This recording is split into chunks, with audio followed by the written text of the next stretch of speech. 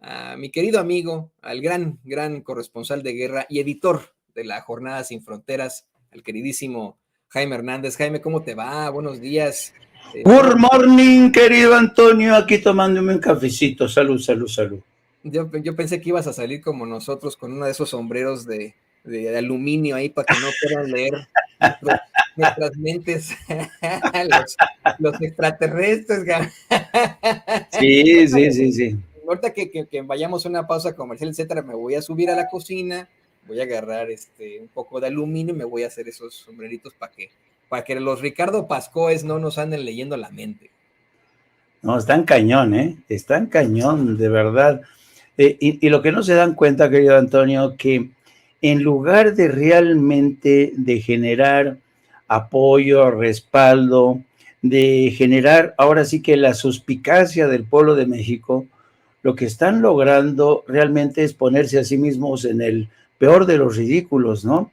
Porque es tan evidente lo que están haciendo, como dicen en España, se les ve el plumero, y ya difícilmente logran engañar a la opinión pública mexicana. A mí me llama mucho la atención esta campaña, que yo la pondría, como hemos dicho en otras ocasiones, las pondría en el contexto ya del ambiente electoral que tenemos en México, un ambiente donde el nombre del juego es: no importa que mientas 1, 2, 3, 4, 5, 6, 7, de lo que se trata es de mentir, de lo que se trata es generar caos, confusión, incertidumbre, para tratar de tratar de confundir a la gente de lo verdaderamente importante, ¿no? El presidente tiene hoy un COVID, se está recuperando, la propia esposa del presidente ayer dijo, no, pues lo tengo ahí guardadito, cuidadito, en cama, pero esto no basta porque ellos saben muy bien que esta estrategia de poner al presidente con un pie en la tumba es lo que les va a funcionar para generar confusión, para traer consigo la incertidumbre, porque la incertidumbre mete miedo en el cuerpo de los ciudadanos, y los ciudadanos cuando tienen miedo toman decisiones apresuradas, equivocadas. Así es que, y este es solamente el inicio, querido Toño. Estaba revisando hace unos momentos, yo sabía que fue embajador de Cuba, Ricardo Pascoe Pierce, ¿no? Yo sabía, porque lo hemos entrevistado en otras ocasiones y lo conozco personalmente, ¿no? En lo personal es un señor muy decente, ¿no? Al platicar con él, en lo mediático no tanto, si me permite decirlo, digo con mucho respeto para Ricardo Pascoe Pierce. Yo no sabía cuándo había sido este señor embajador de México en Cuba. ¿Tú sí sabes, Jaime? Si no sabes, te vas a ir de espaldas. No, sí. Ricardo Pascoe, mira, es un hombre de una trayectoria muy interesante. Él siempre fue de izquierdas, o él siempre se dijo de izquierdas. Fue efectivamente embajador de México, creo que en la década de los 80s o los 90s, y justamente lo enviaron como representante de México a la isla por su perfil ideológico. Pero yo digo que en el caso de Ricardo Pascoe, yo coincidí con él muchas veces, como periodista, claro. El señor Ricardo Pascoe solía tener una vena bastante radical, era contestatario, era un hombre que en términos intelectuales realmente era perspicaz, pero como solía decir alguna vez platicando con Octavio Paz, yo le decía a Octavio Paz que los seres humanos, incluso algunos de la izquierda más redomada, la gente de izquierda, conforme pasa el tiempo, se van adocenando y se van siguen manteniendo en la cabeza algo de progresista, pero se les va difuminando, pero no cabe duda que con el paso del tiempo, mucha gente de izquierda el culo se les va haciendo conservador, cada vez más conservador. Yo alguna vez platicando precisamente con Octavio Paz, cuando Octavio Paz ya estaba por encima de los 70 años, yo le decía que yo extrañaba a aquel Octavio Paz progresista, intelectual, contestatario contra el gobierno, que protestaba contra las injusticias. Le digo, yo echo de menos a ese Octavio Paz. Le digo, yo tengo la impresión, don Octavio, que usted de la cabeza sigue manteniendo algo de ese liberal de entonces, pero el culo que usted tiene es tremendamente conservador. Y él medio como que se cabrió, pero lo reconoció y dice, efectivamente, conforme van pasando los años, me he vuelto en un hombre más conservador. Será cuestión de biología, será cuestión de la edad, pero yo no tengo duda alguna que en el caso de Ricardo Pascoe, santo cielo, ha abrazado la causa del conservadurismo, su envejecimiento está en relación directa con este proceso de conservadurismo que ya es rabioso a estas alturas. Y esto pasa también con el caso, por ejemplo, de Porfirio Muñoz Ledo, ¿no? Como cuando empieza el declive intelectual, esta gente comienza a dar bandazos, como es el caso de Ricardo Pascoe, y no dudan en aliarse con algunos de los sectores de la derecha más mostrenca, más reaccionaria, más tramontana, y yo creo que es el caso de Ricardo Pascoe. Alguna vez un viejo periodista español que tuvo que vivir en el exilio durante la dictadura franquista, alguna vez platicando con él, me decía, ¿sabes cuál es el problema que tenemos a veces los seres humanos? Es que los seres humanos, no, cuando terminamos ya nuestra trayectoria y entregamos los tenis, nunca puedes decir, nunca puedes hablar como si nosotros fuéramos una fotografía fija en el tiempo, porque un hombre es muchos hombres, ¿eh? Porque todos nosotros evolucionamos, a veces nos volvemos más de izquierda, a veces nos volvemos más de derecha. Yo recuerdo a aquel Ricardo Pascoe, un hombre brillante, un hombre de izquierda, y hoy veo con tristeza este proceso de derechización de Ricardo Pascoe. ¿Y sabes qué es lo más triste, querido Toño? Que este proceso de derechización no es por convicción, sino que es francamente porque ya le tiene una envidia tremenda, como el caso de Porfirio, a Andrés Manuel López Obrador. Un hombre que consiguió todo eso que no pudieron conseguir ellos, ¿no? Un hombre como Andrés Manuel López Obrador, que no solamente ha hecho realidad mucho de las peticiones, exigencias de la izquierda, sino que incluso ha ido más allá, sin necesidad de atacar el libre mercado, sin necesidad de atacar la libertad de expresión. Entonces, en muchos sentidos, yo los entiendo. Estos personajes hablan desde la envidia, desde su mísera posición de gentes que han sido rebasados por otros políticos como Andrés Manuel López Obrador. Pues te voy a tener que corregir en algo, querido Jaime.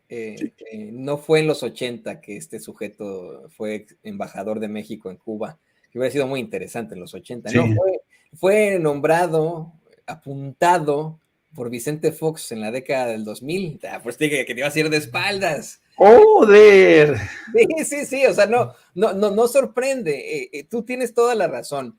Es un personaje que por algún tiempo aparentó ser cercano a la izquierda, ser de estas mentes que son, pues vamos, parte de las esferas del poder, pero con una ideología de izquierda, por lo que me imagino que tal vez Vicente Fox dijo, bueno, vamos a ponerlo de embajador de México en Cuba, porque pues que es de izquierda, pero pues es más cuate de nosotros, es como nosotros que tiene estos apellidos de alto pedorraje, pertenece a las esferas del poder, sus papás pertenecieron a las esferas del poder, sus hijos pertenecerán a las esferas del poder, insisto, ¿no? Su hijo es uno de los máximos ejecutivos de TV Azteca, pues vamos, ¿no? Creo que ahí se exhibe desde un principio, se exhibe la personalidad de este tipo pues de sujetos que desafortunadamente han detentado los principales puestos en el empresariado, en los medios de comunicación, en la política, en la diplomacia mexicana, y hoy haciendo el papelón. Yo no tengo nada en contra, querido Jaime, querido público consentidor, en que se expresen en contra de algún gobierno, que tengan alguna ideología de ultraderecha, pues es muy su pedo, ¿no? Lo he oído con mucho respeto, es muy su pedo. Pero de eso a que ya traten de convencernos de conceptos muy cuestionables, apelando a lo que ellos creen es ignorancia del pueblo, pues eso sí me parece muy desagradable. Tiene que ser exhibido, tiene que ser puesto sobre la mesa. Lo hizo ya y lo ha hecho muchas veces Pedro Ferriz de Con, otro como Ricardo Pascoe Pierce, ¿no? Pues otro junior, lo hizo ya al plantear la idea de brujería en Palacio Nacional, ¿no? De aventarnos ese concepto medieval a los mexicanos, apelando a lo que él cree es nuestra ignorancia, sin saber que, pues, y mira, querido Jaime, lo dice de una forma muy decente el presidente López Obrador, pero yo lo voy a decir un poco más fuerte. Pendejo es el que cree que el pueblo es pendejo, ¿eh? Estos, si creen que nos pueden hacer pendejos con sus suspicacias, los únicos pendejos son ellos. Pero bueno, sigamos con los temas. Te digo, me da mucho gusto que te hayas sumado a esta transmisión. Le voy a pedir a la queridísima Diana y a don David que nos graben, porque hay mucho de qué platicar.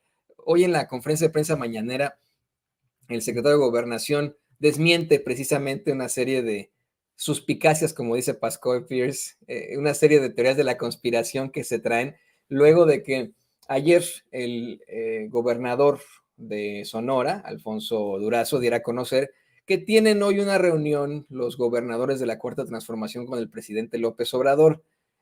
Ayer se dieron a conocer muchos datos que generaron en estos personajes que explotaran sus mentes en una serie de ideas y de planteamientos al estilo los expedientes secretos X. Por un lado dijeron, no, pues esto ya significa lo peor, que se vaya a reunir con los gobernadores de la Cuarta Transformación, que los haya convocado después de esta situación que está planteando de su contagio de COVID. Y en segundo lugar, el hecho de que hayan pospuesto la reunión con líderes de Latinoamérica hasta mucho después, tiene mucha significancia también. Bueno, se aclaran las dos cosas. Esta reunión de gobernadores se planteó desde finales de la semana pasada, antes de que se supiera que tenía este contagio el presidente López Obrador. La reunión de líderes de Latinoamérica en Quintana Roo se pospone hasta junio, porque no se puede llegar a un acuerdo en las agendas de los demás presidentes, no por otra situación, pero bueno, ellos hacen sus telarañas mentales. No sé qué opinas tú de esto, querido Jaime.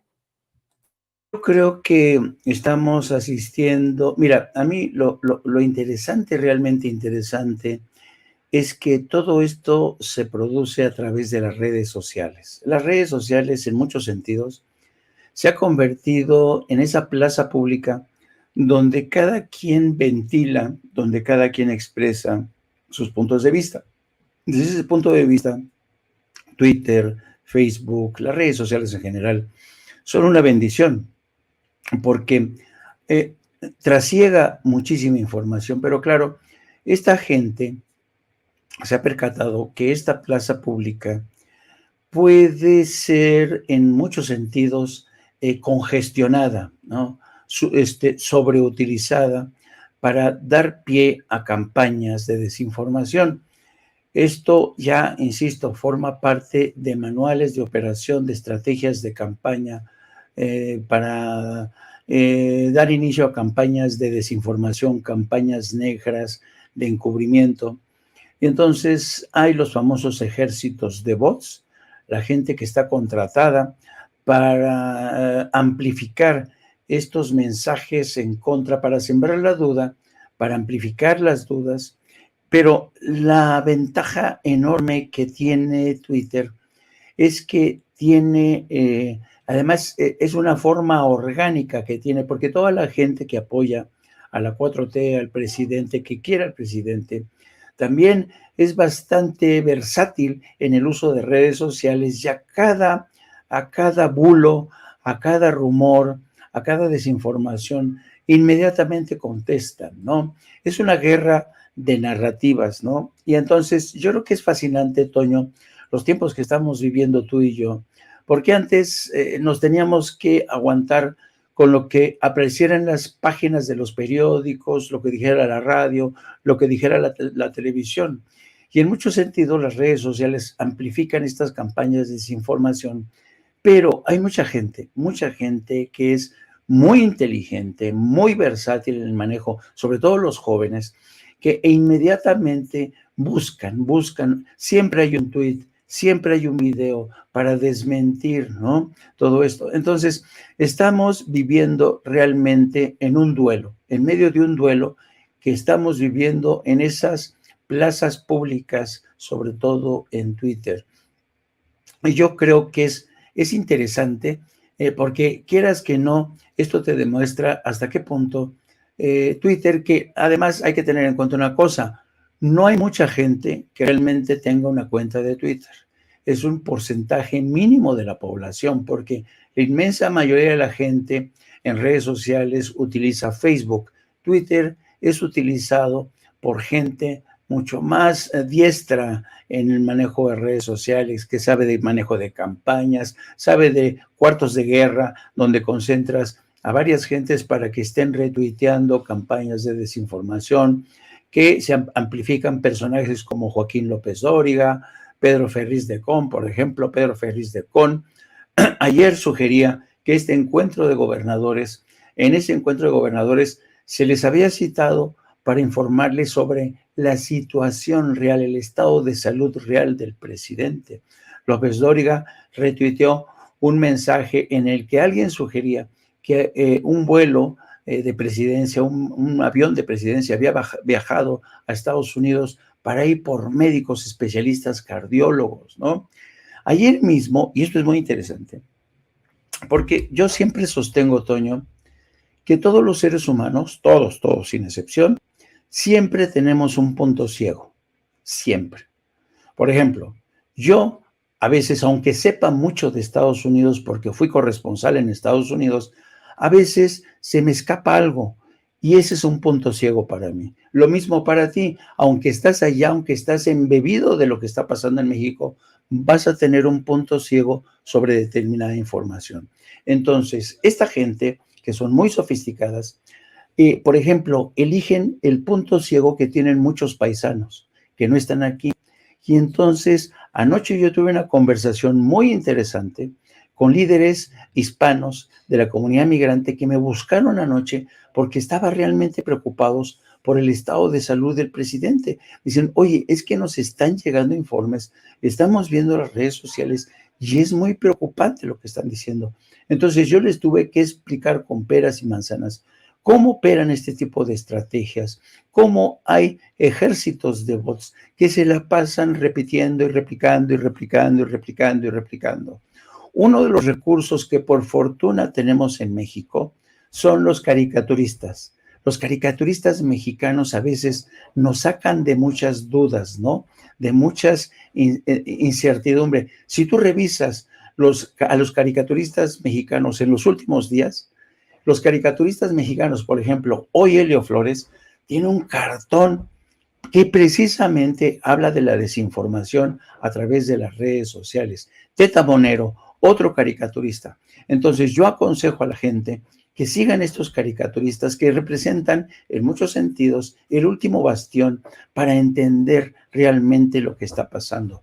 Pero yo creo, insisto, que estamos apenas en el inicio de la que quizá va a ser una batalla que se va a librar frente a las redes sociales para tratar de aprovechar ese punto ciego que tenemos todos para hacer avanzar una narrativa. El presidente está enfermo, está a punto de morir, no hay un vacío de poder. ¿Quién será el próximo presidente? ¿Cómo se resolverá constitucionalmente? ¿Qué es lo que se hace? Es decir, nos arrastran al mundo de la especulación, que es para dejarnos sin un pie seguro en tierra. Entonces hay que estar muy atentos, para ver que nosotros que somos medios independientes, pero que ya somos, como dice en inglés, more savies, más sabios, más inteligentes, conocemos más el manejo de las redes sociales, hay que estar muy avispas, querido Toño, para salir al paso de estas campañas de desinformación. Y hay que reconocer nuestra humanidad siempre. Tienes toda la razón, Jaime. No somos nosotros los grandes sabiondos. Por mucho que seamos expertos, que según creamos en algún tema, no podemos ser los grandes sabiondos. Esta es una una reflexión incluso filosófica. La razón por la cual condenan a Sócrates a morir por la cicuta fue porque exhibe a la sociedad griega de aquel entonces, a la alta sociedad, a las esferas del poder griegas de aquel entonces, estamos hablando de mucho, mucho tiempo, por su, pues vamos, por su corrupción, por su estupidez, ¿no? Le inventan una serie de cargos a Sócrates. En aquel entonces dicen que estaba envenenando las mentes de la juventud al plantear que solamente había un Dios en una sociedad politeísta. Pero esto es luego de que él mismo cuestiona a las altas esferas del poder al decirles que llegan con él y dicen, maestro, usted que lo sabe todo, cuéntenos de Badabín Badabao. Y Sócrates les dice, no, yo no sé todo, nadie sabe todo, ni siquiera yo que tengo tanto conocimiento sé, estamos como humanidad muy, muy atrás en cuanto al conocimiento, yo solo sé que no sé nada, ¿no? La típica, la frase.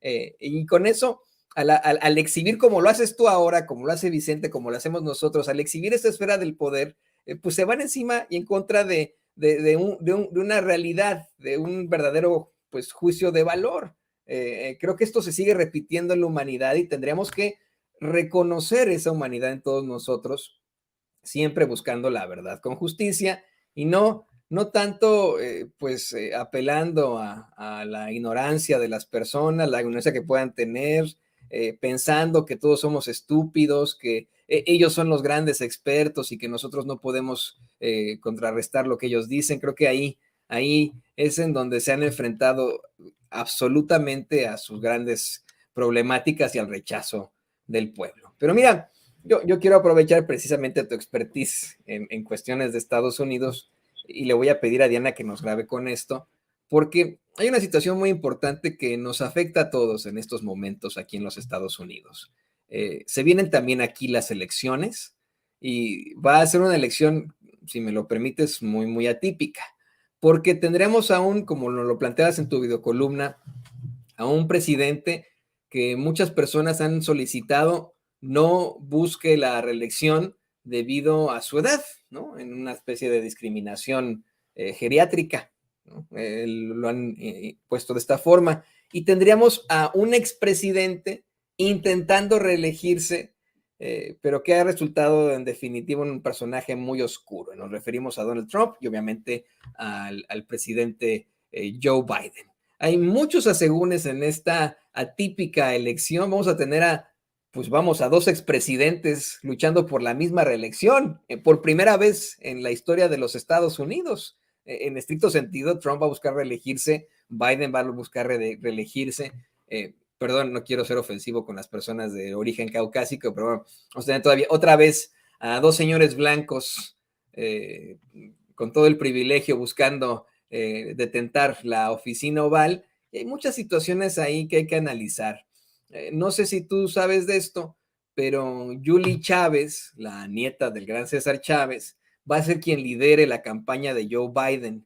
Joe Biden ha dicho una y otra vez que él admira pues César Chávez.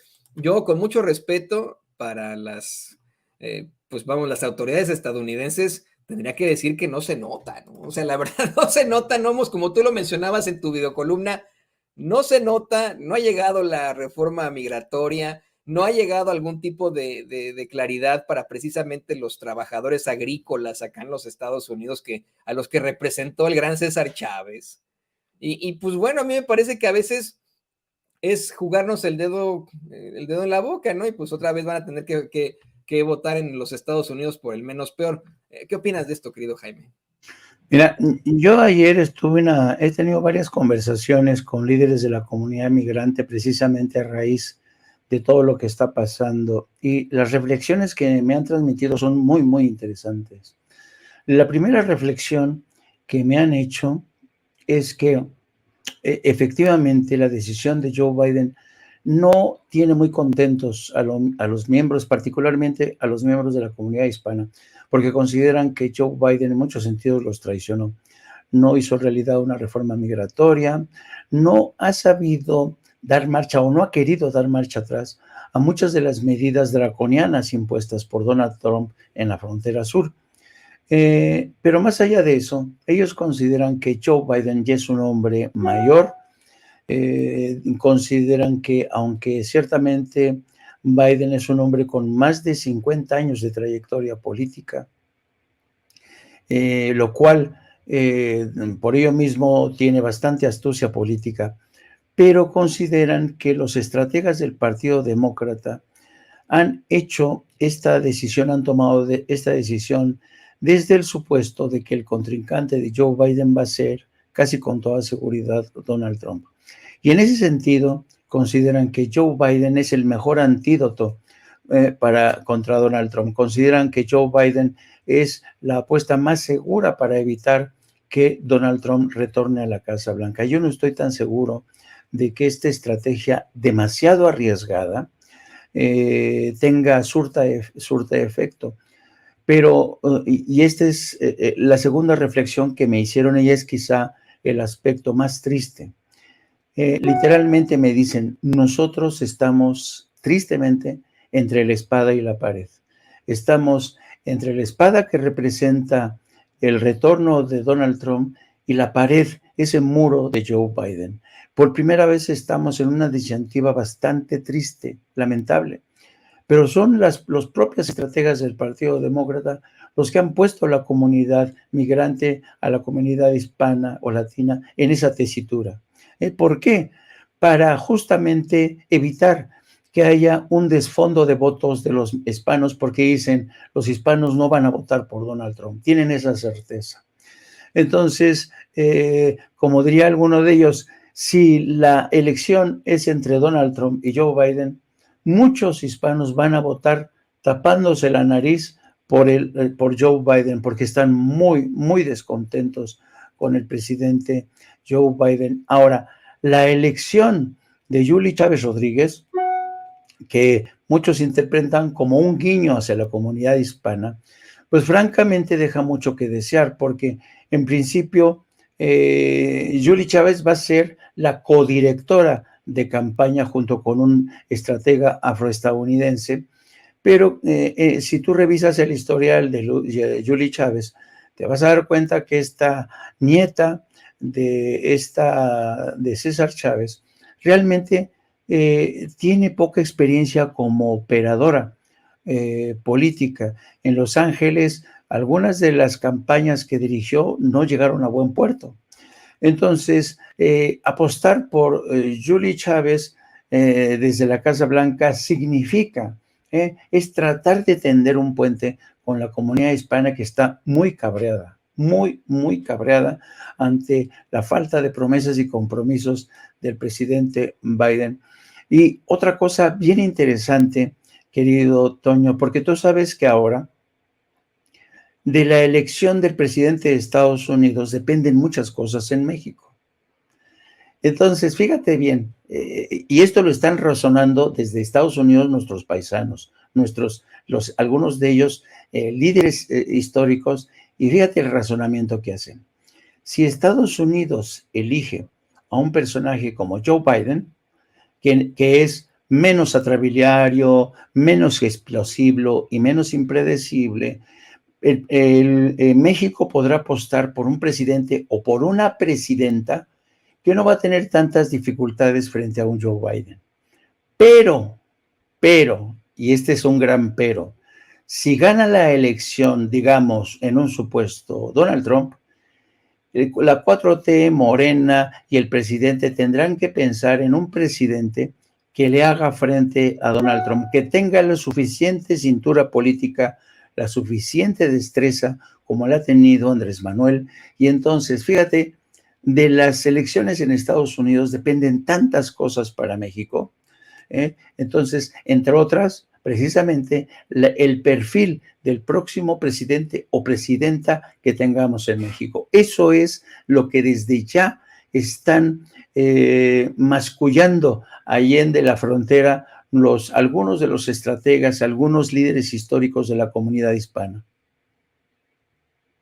Y hay otra cosa muy, muy importante que no podemos olvidar. Le voy a pedir a Diana que por favor nos grabe con esto, querido Jaime. Mira, asimismo, el expresidente y deportador en jefe Barack Obama así como la señora Hillary Clinton, ya expresaron su respaldo al presidente Biden en su reelección, pero yo te pregunto a ti, ¿neta eso va a ayudar en algo? Te pregunto, ¿eso es algo positivo ahora que se maneja que hay varios republicanos aullando por la evidencia presentada en el juicio de Genaro García Luna sobre la colaboración de ese declarado narco con altas autoridades estadounidenses, vamos, de la talla incluso de Obama o de Clinton? En esto que nos planteas de cómo es que en la elección de 2024 México también tendrá mucho que ver. ¿Le conviene a Biden tener a un Barack Obama y una Hillary Clinton apoyando su campaña? Mejor que les diga, no me ayuden, compadres, ¿no? Sí, precisamente, y qué bueno que tocas ese punto. Uno de los primeros en salir a la palestra para respaldar a Biden fue Barack Obama. Acuérdate que, digamos que para analizar un proceso electoral, uno tiene que mirar y contemplar el amplio espectro demográfico que tiene Estados Unidos. ¿Por qué lo ha hecho Barack Obama? Evidentemente, Barack Obama sí, efectivamente, es visto por muchos latinos como el deportador en jefe. Es un hecho que nadie puede negar. Pero al mismo tiempo, estás jalando el respaldo de la comunidad afroestadounidense. La complejidad del proceso electoral, fíjate a qué paradoja se ha enfrentado y se sigue enfrentando Estados Unidos. Estados Unidos tiene uno de los mapas demográficos más diversos, más complejos en la historia de ese país. Y al mismo tiempo tienen un proceso, una legislación electoral, un sistema electoral viejísimo, arcano, que se remonta desde los Founding Fathers, ¿no? ¿Cómo es posible que en Estados Unidos no haya el voto directo? Todo es un voto indirecto el que decide quién va a ser el próximo presidente. Entonces, porque de ahí la enorme complejidad y el grado de dificultad tan complicado que tiene un jefe del Ejecutivo en Estados Unidos para gobernar Estados Unidos. Yo tengo a veces la impresión que precisamente estas legislaciones tan viejas, esta distribución del poder tan corrupto, tan trastocado por los intereses corporativos, han reducido a su mínima expresión el margen de operación del presidente de Estados Unidos. El presidente de Estados Unidos, aunque resulte electo por una amplia mayoría, siempre va a tener un poder muy acotado, bien por los poderes del legislativo, que está comprado literalmente por intereses corporativos como la industria de las armas, las compañías farmacéuticas, Silicon Valley, los grandes conglomerados de la comunicación, la comunidad de inteligencia, Toño, la comunidad de inteligencia, que tú sabes muy bien, la comunidad de inteligencia en Estados Unidos tiene vida propia. Es un aparato que está en las sombras. Entonces, ser presidente de Estados Unidos no implica que desde el primer día asumes todas las riendas y tienes todo el control. No. Es una bestia, en muchos sentidos ingobernable, que te va empujando los intereses creados. Yo diría que en muchos sentidos, y esto lo hemos notado sobre todo en los últimos tiempos, el presidente de México, que también ha tenido acotado bastante el poder porque hay intereses creados, los grupos mediáticos también todos los días joden. Entonces, aún así, parece mentira, pero el presidente de México tiene mayor margen de acción que el presidente de Estados Unidos. Parece mentira, realmente parece mentira. Y a veces perdemos de vista esta realidad cuando esperamos demasiado de un presidente de Estados Unidos, como muchos pensamos que realmente Biden iba a ser capaz de cumplir con sus promesas de una reforma migratoria. Pero ¿qué es lo que ocurrió? Que el presidente Biden sabía muy bien que no contaba con todo el respaldo del poder legislativo. Ahora, un análisis bien interesante que me hicieron ayer y que hay que tener muy en cuenta, Toño. Fíjate, en Estados Unidos, tú sabes muy bien que cuando eligen a un presidente para un primer mandato, ese presidente, en este caso Joe Biden, está obligado a hacer hasta lo imposible para cumplir sus promesas de campaña. Bueno, pero ¿qué es lo que pasa? ¿Por qué está obligado? Porque si quiere aspirar a un segundo mandato, tiene que llegar con la tarea bien hecha. para decirle a sus electores, ven, lo que les prometí, lo cumplí.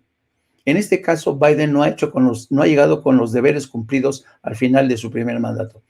Entonces, ahora dice que sí, para un segundo mandato. Pero ¿qué es lo que pasa durante un segundo mandato? Porque ya no hay reelección. Al presidente realmente ya le importa poco no cumplir todo lo que promete en un segundo mandato, porque no va a buscar la reelección. Entonces, por eso mismo, los estrategas del Partido Demócrata han dicho, a ver, tenemos que apostar por usted porque ya demostró que es un político que representa una fuerza de contención ante el extremismo de los republicanos. Los resultados de las elecciones de medio término lo demostraron, porque se esperaba una marea roja, un tsunami de los republicanos que no ocurrió, y muchos atribuyen esto a Joe Biden, ¿no?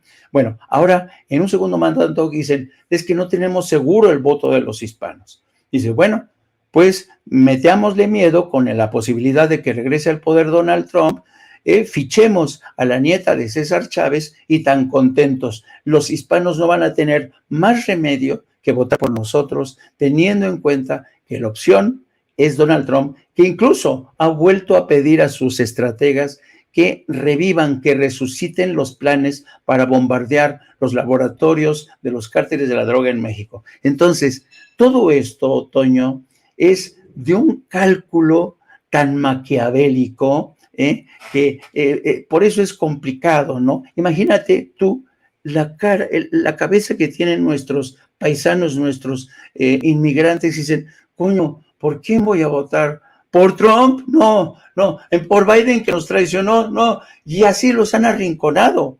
Es increíble. Es que mira, esto es lo único que está provocando esto, Jaime, es que más bien nuestra gente vaya a votar por Trump. Aquí en Sin Censura, ¿cuánta gente no nos ha expresado su apoyo por Donald Trump? Yo me quedo anonadado con eso, ¿no? Digo, pero ¿cómo es posible? Aquí en nuestros chats nos dicen, no, es que pues, la verdad Trump no nos puso impuestos y etcétera. Sí, pero ¿te acuerdas de cómo estaba la villita en aquellos días ahí en Chicago? Cómo estaba East LA, de cómo de que nadie salía ni etcétera. ¿Te acuerdas cómo estaban las principales calles de San Antonio, no? Dicen, sí, pero pues la verdad es que le hicieron lo mismo que el presidente López Obrador. Esto que nos estás planteando, lo único que está provocando es que al contrario, la gente no diga, pues estamos entre la espada y la pared, diga, no, pues mejor voto por Trump. Cuando, fíjense ustedes, y de verdad ahí sí, a lo mejor me van a poder citar en un futuro, la idea de la campaña de Trump, no sé qué opinas tú, querido Jaime, pero seguramente será esa, ¿no? El volverle a echar la culpa de todo a México, el decir que si él llega al poder va a invadir México, y esto va a hacer resultar pues muy llamativo para las masas ignorantes. Esa es la gran problemática. Nos están poniendo una vez más esa situación entre pues lo peor y lo peorcito, ¿no? Yo creo que chance y tendría una mejor posibilidad Biden de ser más claro con todos, ¿no? Decir, ¿saben qué? Yo me voy a deslindar en estos momentos de mis compañeros Barack Obama, de Hillary Clinton, no le voy a mentir a usted público, o no le voy a mentir a usted estadounidense, a usted pueblo de los Estados Unidos, con que somos muy abiertos en la cuestión democrática, nombrando a la hija de César Chávez como mi directora de campaña junto con un afroamericano para equilibrar. No le voy a mentir, simple y sencillamente les voy a decir la neta, ¿no? Yo he sido, decirles, ¿no? Sí he sido más congruente, he sido más liberal de lo que he planteado, la amenaza es que regrese Trump al poder, no sé, ¿no? Pero tienes toda la razón, o sea, es una vez más utilizar la politiquería, jugarnos el dedo en la boca. Mira, a mí esta estrategia me suena a algo que haría Marco Cortés en México. Así de sencilla, ¿no? ¿Sí o no? Sí, es increíble prácticamente colocar a la comunidad migrante hispana contra la pared, contra la espada y la pared. Es increíble estos estrategas del Partido Demócrata. Y yo no sé por qué a estas alturas del partido falta todavía tiempo, y a veces en política un año o medio año es una eternidad. Algunos de los líderes de la comunidad migrante aún guardan la esperanza de que el presidente Biden les dé algo a cambio, porque si no, realmente los líderes de la comunidad hispana lo van a tener muy difícil. Hay incluso porque tú sabes que no nos hagamos tontos. El Partido Demócrata siempre ha considerado al electorado hispano como parte de su vivero electoral, ¿no? Y siempre que hay elecciones, la mayoría de las organizaciones en defensa de los derechos de los migrantes y los hispanos hacen campaña política a favor del Partido Demócrata. Bueno, para que a estas alturas algunos digan, yo todavía no sé si voy a inmiscuirme, si me voy a emplear al 100% en la campaña de la reelección de Joe Biden. Y tienes toda la razón, hay mucha gente que puestos a elegir, dicen, pues yo prefiero a Trump, ¿no? Porque, ok, sí, amenaza a México, todo lo que tú quieras, pero en ese caso, Toño, volvemos a la pregunta de, entonces, ¿a quién tendríamos que elegir como presidenta o presidente para hacer frente a Trump? Esa es una incógnita, o sea, está junto con pegado. Yo digo que México y Estados Unidos están tan imbricados que ya las relaciones ya no son internacionales, son interdomésticas. Yo siempre he dicho que México y Estados Unidos son como dos hermanos siameses, uno güero y uno moreno. Están vinculados por el cerebro, el hígado, el páncreas, porque compartimos una frontera enorme, más de 600 mil millones de dólares en comercio al año. El cruce de personas por la frontera es el más voluminoso en todo el mundo. Estamos condenados a seguir juntos. Entonces, si reeligen a Trump, ¿a quién nosotros los mexicanos vamos a poner? ¿Alguien apostaría por Claudia Sheinbaum? ¿Alguien preferiría a Dan Augusto o a Marcelo Ebrard?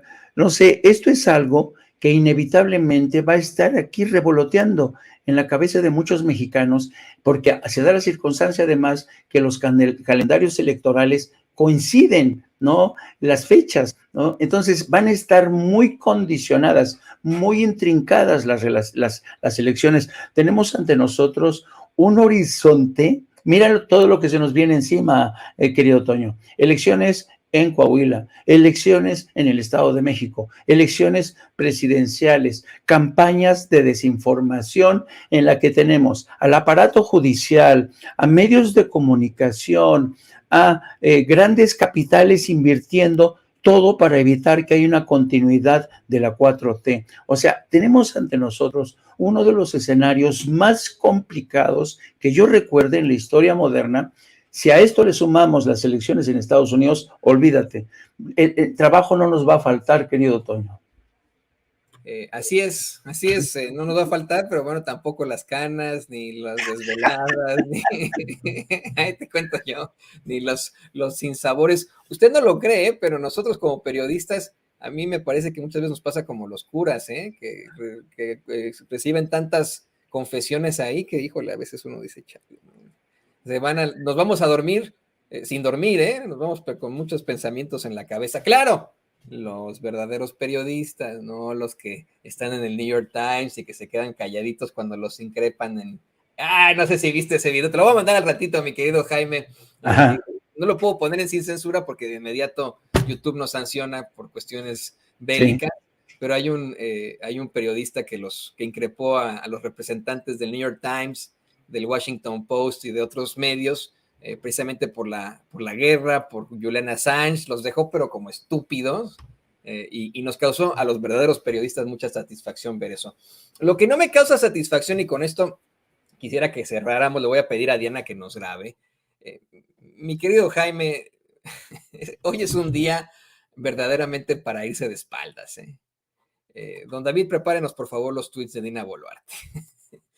Borolas con Boluarte. En medio de un cinismo sin precedentes, la espuria e impuesta presidenta del Perú, Dina Boluarte, hizo su propia reunión de la Alianza del Pacífico, a la que evidentemente no asistieron los verdaderos presidentes, los verdaderos líderes de Latinoamérica. No, señoras y señores, invitó a expresidentes de la ultraderecha en América Latina, entre otros, entre muchos de estos, como el espurio, como ella, de Felipe Calderón. No le miento, ahí están las fotos, miren nada más. Y si a ver si nos puedo poner las fotos en las que se ve a Dina Boluarte. Vean nada más, es que esto es de volverse locos. Borolas y Boluarte, ¿no? Miren lo que son las cosas. No, es que solitos ellos solos. Miren, todavía se dio el lujo de reclamarle en esta pseudo reunión al presidente López Obrador por no entregarle la presidencia de precisamente la Alianza del Pacífico, obviamente con el beneplácito del Borolas, pues sí, ¿no? Y le voy a pedir a Diana que nos vuelva a grabar para escuchar tu comentario, querido Jaime. Sí, mira, creo que fue el año pasado, y seguramente a lo mejor tú te acordarás, hay esta Fundación para la Libertad que encabeza Mario Vargas Llosa y que suele tener cónclaves cada año, y a estos cónclaves invitan a presidentes, todos de derecha, del ala conservadora. En el último encuentro que tuvieron en Madrid asistieron Ernesto Zedillo, a quien Mario Vargas Llosa dice que tendríamos que ponerle en Latinoamérica un monumento a Zedillo, porque fue uno de los hombres que facilitó la transición política en México cuando entregó el poder a Vicente Fox. Bueno, pero en esas reuniones que encabeza Mario Vargas Llosa, asisten Calderón, Zedillo, y en aquella reunión, tanto Mario Vargas Llosa como Felipe Calderón llamaron la atención porque decían ellos que iban a lanzar una cruzada en defensa de los valores democráticos, de la libertad de expresión, de la libertad de prensa, de la libertad de empresa, y todos ellos le declararon una suerte de guerra a estos gobiernos de Latinoamérica que por primera vez llegan desde posiciones progresistas o de izquierda. Tenemos el caso de Lula da Silva, Gustavo Petro en Colombia, el señor Boric en Chile, el señor Fernández en Argentina, la presidenta de Honduras y el presidente de México, que el presidente de México ostenta de manera simbólica o por lo menos reconocida como un liderazgo regional, ¿no? Ante el avance de estos gobiernos y movimientos progresistas que no han tenido más remedio que dar un paso al frente ante el maltrato, ante la injusticia, ante la pobreza que se expandió durante la fase del neoliberalismo. Bueno, en estas reuniones, Felipe Calderón decía que la derecha tiene que reconquistar terreno, tiene que evitar a toda costa que la izquierda se apropie de América Latina. Bueno, lo que vimos en Perú es parte de ese guión, es parte de ese script, porque, claro, ellos dicen, la izquierda tiene el foro de Sao Paulo, ahí se conspiran todos ellos, se ponen de acuerdo. Nosotros no tendríamos que permitir que ocurra que la izquierda se haga con el control de América Latina. Entonces, imagínate, Mario Vargas Llosa, peruano, que se reunió primero con Dina Boluarte para darle un espaldarazo de la derecha internacional. Y acto seguido se prestan Felipe Calderón y otros expresidentes de la derecha para también hacer esto. Esta puesta en escena, que de alguna manera va a vender la derecha en todo el mundo como una reconquista del territorio que les arrebató el expresidente, bueno, el presidente que fue destituido, ¿no?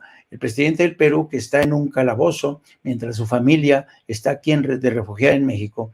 Esto representa el primer intento de la derecha internacional, derecha de América Latina, de recuperar el terreno que según ellos han perdido. Miren, aquí tenemos, ahí vieron al presidente del Perú, un hombre que fue víctima de este golpe de Estado en cámara lenta, que apoyó, por cierto, apoyó Estados Unidos. Entonces, ¿qué es lo que quieren hacer estos tipos? La derecha quiere ahora, y lo que ha pasado en Perú es una primera muestra, quiere usurpar el poder legítimo conquistado por líderes de izquierda. Entonces, yo creo que lo ocurrido en Perú puede ser considerado como un tema baladí, que no lo es porque todo esto tiene que ver con el plan que han ideado personajes como Mario Vargas Llosa, Felipe Calderón, José María Aznar, Ernesto Zedillo, para tratar de evitar a toda costa que la izquierda, los movimientos progresistas de América Latina expulsen del poder a estos poderes de la derecha que se aliaron con las grandes corporaciones. Felipe Calderón se convirtió en lugar de ser el presidente de los mexicanos, se convirtió en un títere de grandes intereses corporativos españoles. Enrique Peña Nieto se convirtió en un títere de grandes intereses corporativos de Estados Unidos, España e Italia.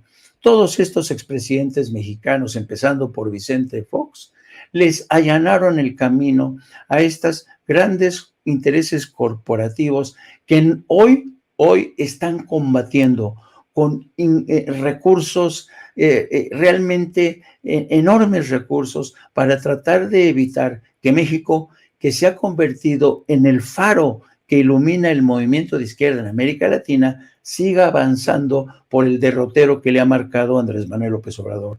De ahí la importancia de ver con cuidado este tipo de acciones a los que se presta Felipe Calderón, a lo que se prestan toda la derecha conservadora para tratar de negar esa realidad, una realidad que ha dado el paso al frente en toda América Latina, para decirle al neoliberalismo, para decirle a la derecha conservadora: ya basta de tanta miseria, ya basta de tanta desigualdad, ya basta de tanta concentración del poder político y la riqueza. Por eso estamos en una batalla realmente que va más allá de fronteras, como es el caso de México. Estamos hablando de una batalla que ya desde Madrid se ha diseñado para tratar de cerrarle al paso al proyecto político de los gobiernos progresistas en América Latina. Así es que hay que estar también muy pendientes ahí.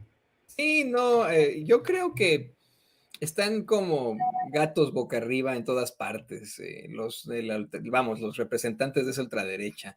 Me dejó con un verdadero sinsabor el saber que habían sacado los restos de este ultrafascista, que fue el que estableció, vamos, esta ideología en España previo a la guerra civil. Este sujeto, José Antonio Primo, su chingada madre, no me acuerdo cómo se llama, este tipejo que fue el ideario de la guerra civil, y que pues estaba en el Valle de los Caídos, o este sitio que designó Franco para disque enterrar a personajes de ambos bandos. Retiraron sus restos recientemente de ahí para llevarlos a un cementerio, y las imágenes, querido Jaime, fueron muy desalentadoras. Ver a muchos españoles haciendo el saludo nazi, que existen, ¿no? También circulan en las redes sociales una serie de ataques a la comunidad LGTBI en Polonia, ataques durísimos de muchachos muy altos, muy fuertes, que atacan a la comunidad que se manifestaba pues a favor de los derechos de esas minorías.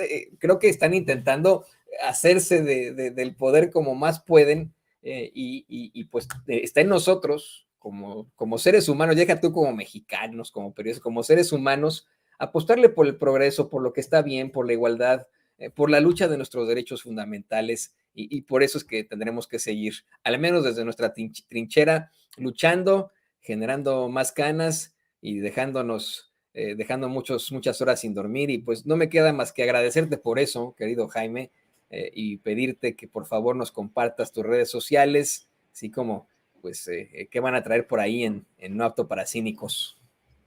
Gracias, querido Toño. Nada más un apunte último en relación a lo que apuntas tú sobre Primo de Rivera en España. En muchos sentidos, España se ha convertido en laboratorio de pruebas de lo que es el avance de esta extrema derecha que está recorriendo Europa. Aunque la fecha para trasladar los restos de Primo de Rivera ya estaba programado y estaba calendarizado, no cabe duda que la extrema derecha en España ha aprovechado justamente para atizar aún más esta hoguera de la extrema derecha que está avanzando en Europa. Y hay que tener en cuenta que por fortuna, México no es España, porque yo recuerdo mucho que alguna vez Julio Anguita, este histórico líder de la izquierda española, me decía que desafortunadamente en España el poder político había sido incapaz de frenar las ambiciones de las grandes corporaciones como Iberdrola. Iberdrola y la banca en España son los auténticos patrones, son los que siguen imponiendo tarifas de luz realmente por los cielos, y el gobierno no ha sido capaz de hacerle frente. Son prácticamente los empleados de estas grandes corporaciones, para que te des una idea de las grandes diferencias que tenemos en ese sentido entre México y España. Y otro de los, digamos, otra de las muestras de cómo esta extrema derecha avanza ha sido la guerra que han librado tanto desde el Partido Socialista como el Partido Popular contra Podemos, una organización a la que han vapuleado, porque no quieren que la izquierda en España resucite a través de una organización como Podemos, para que veas cómo España es en muchos sentidos el laboratorio de pruebas de esta extrema derecha que quiere dar un salto hacia México y hacia América Latina. Y con esto cierro. Muchas gracias, Toño, por invitarme a tu espacio. Lo hago con mucho placer.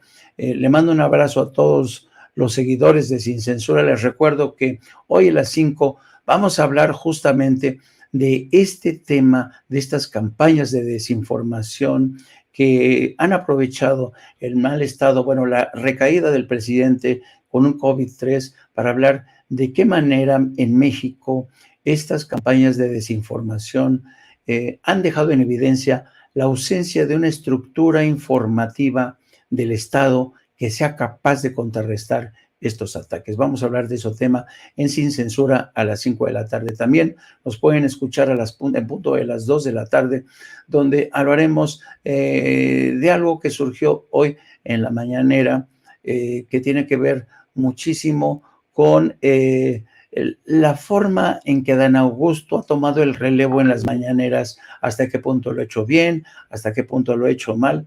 También les pido que nos sigan a través de nuestras redes sociales en @JaimeJourno y también a través de la sección de la Jornada Sin Fronteras.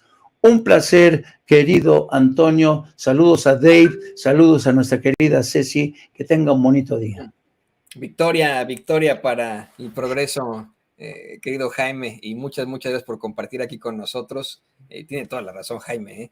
Tan es el laboratorio de la ultraderecha España que de ahí se catapultó el nazismo. Fue primero Franco. En Franco se inspiraron tanto Mussolini como Hitler, bueno, más para que sepan, así que, y Franco se mantuvo. Así es. Vamos a seguir luchando en contra de esas estructuras y nos vemos muy pronto, querido Jaime. Venga. Bueno, tiene usted el editor de la Jornada Sin Fronteras y gran especialista, gran corresponsal de guerra, Jaime Hernández, aquí en Sin Censura. Y miren,